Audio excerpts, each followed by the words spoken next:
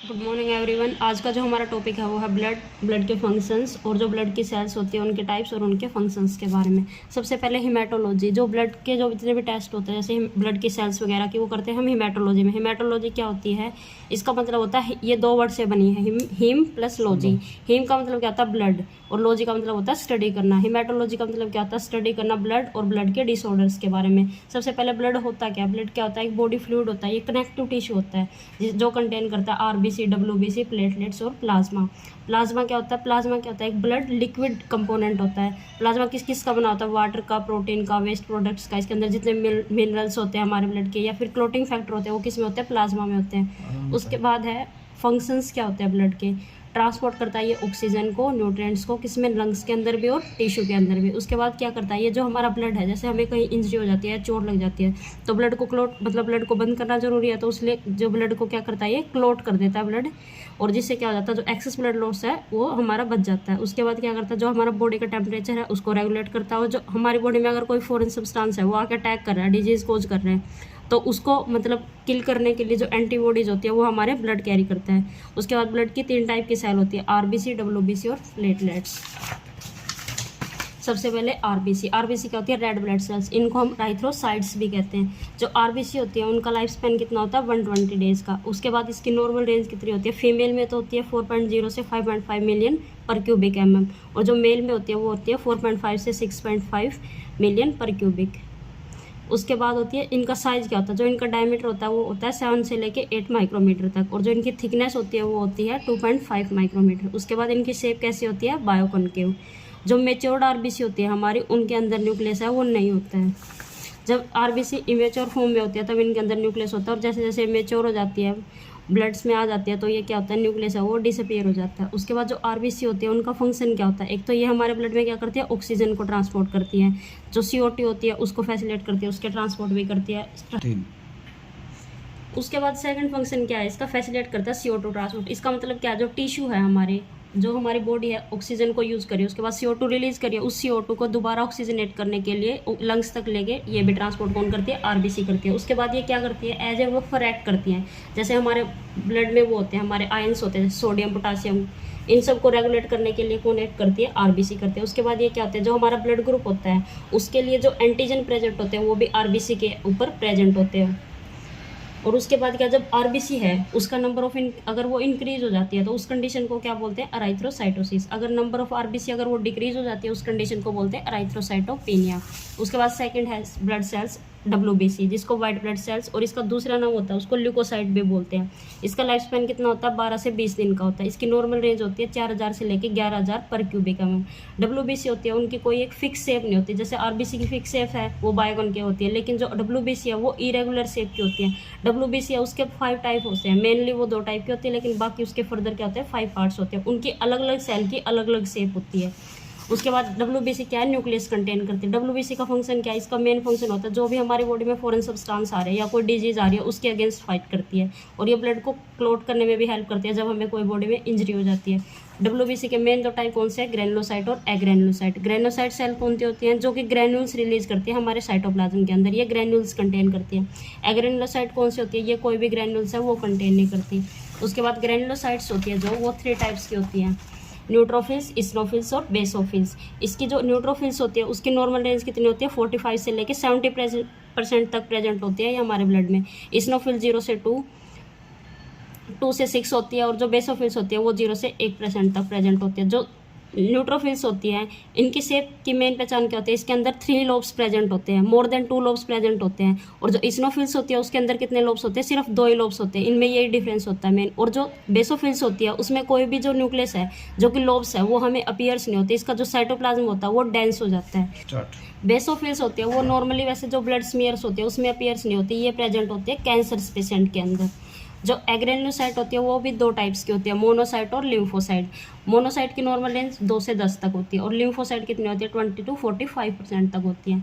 जो हमारी मोनोसाइट होती है उसकी शेप कैसी होती है, उसका जो न्यूक्लियस होता है वो हमें कैसे शेप का दिखेगा, यू शेप का दिखेगा, ये इसको किडनी शेप भी बोल सकते हैं या फिर बीन शेप भी बोल सकते हैं। और जो लिम्फोसाइट होती है उसका न्यूक्लियस कहता होता है, स्पेरिकल न्यूक्लियस होता है इसका।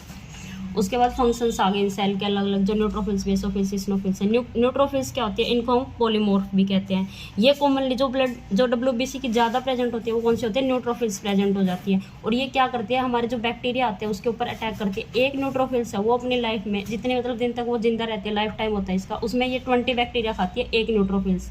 जो न्यूट्रोफिल काउंट है अगर लो हो जाता है उस कंडीशन को क्या बोलते हैं, न्यूट्रोपेनिक बोलते हैं।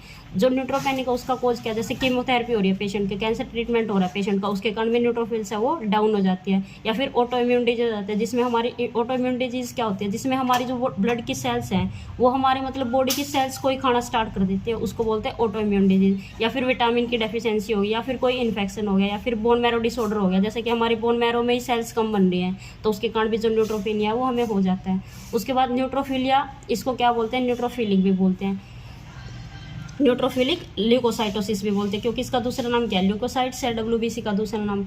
और जो द नंबर ऑफ जो न्यूट्रोफिल्स रहती है अगर वो इंक्रीज हो जाती है तो बोलते हैं इसको न्यूट्रोफिलिया। और ये इंक्रीज होती क्यों है, या तो कोई इन्फेक्शन हो गया हमें, या फिर इन्फ्लामेशन, कहीं पे स्वेलिंग आ गई, या हमें कोई इंजरी हो गई, कहीं पे चोट लग गई तो भी ये इंक्रीज हो जाती है। या कुछ क्या होता है, कई बार कोई ड्रग्स होती है उनकी रिएक्शन हो जाती है, उसकी वजह से भी हमारी न्यूट्रोफिल्स है वो इंक्रीज हो जाती हैं।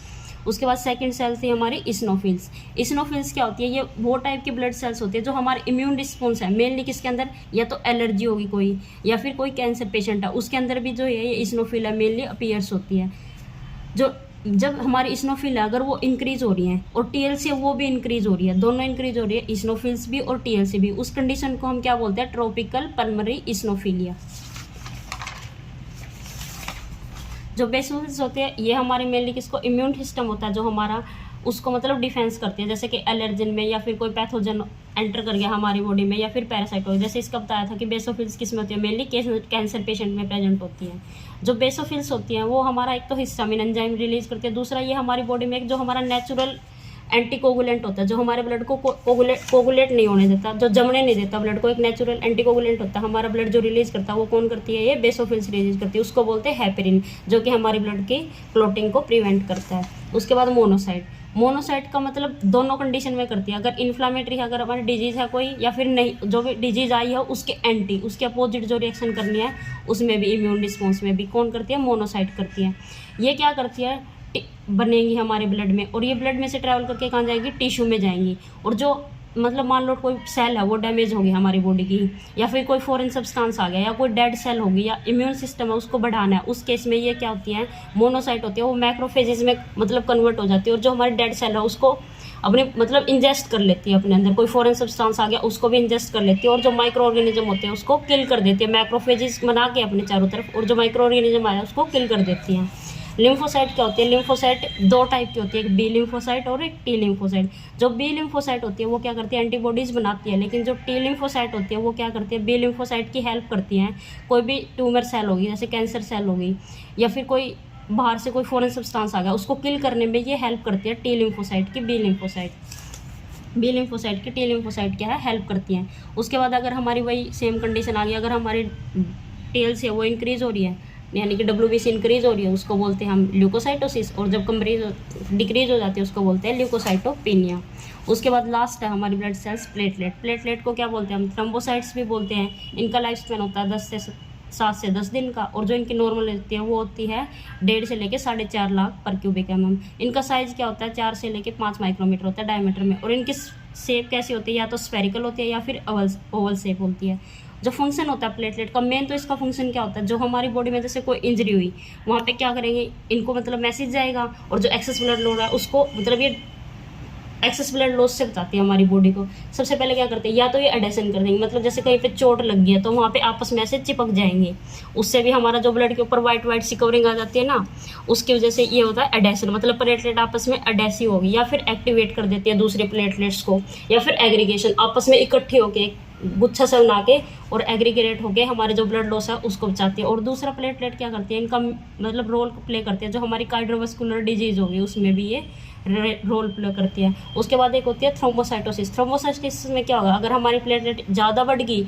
उसको बोलते हैं थ्रोम्बोसाइटोसिस, अगर हमारी प्लेटलेट्स डाउन होगी उसको बोलते हैं थ्रोम्बोसाइटोपिनिया। आज के लिए इतना ही, बाकी काम अगले वीडियो में डिस्कस करेंगे। Thank you so much for watching my video.